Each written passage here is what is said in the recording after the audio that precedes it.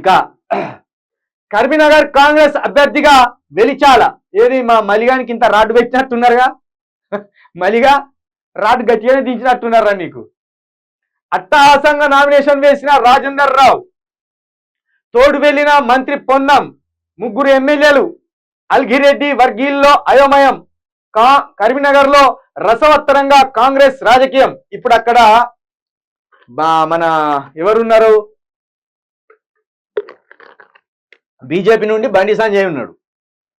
అదే బీఆర్ఎస్ నుండి వినోద్ కుమార్ గారు ఉన్నారు ఇప్పుడు వినోద్ కుమార్ గారిని ఓడగొట్టడానికి ఇగో ఈయన వెలిచాల రాజేందర్ రావు ఈయనకి ఇచ్చిండ్రు ఎక్కడైతే బీజేపీ గెలుస్తుందో అక్కడ కాంగ్రెస్ డమ్మి క్యాండిడేట్లను పెట్టింది మీకు అవన్నీ వివరిస్తా ఇక అది పక్కన పెడితే ఇక్కడ మొత్తానికి కాంగ్రెస్ అభ్యర్థిగా వెలిచాల రవీందర్ రావుని నామినేషన్ వేయడం జరిగింది మొత్తానికి మల్లిగానికి 90 mm రాడ్ను గట్టిగా దించినట్టు జరిగింది మల్లిగా పొన్నంపాకరణను నేనే గెలిపించిన ఏది పొంగులేటి శ్రీనివాస్ రెడ్డిని నేనే గెలిపించిన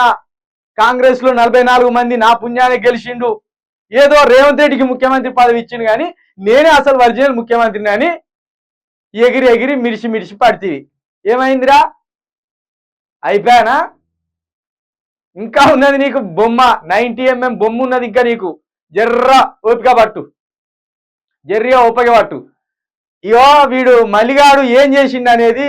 ఏం చేయబోతున్నాడు అనేది నేను చెప్తా వాని పేపర్ దగ్గరికి వచ్చినా వాని కథ అంతా చెప్తా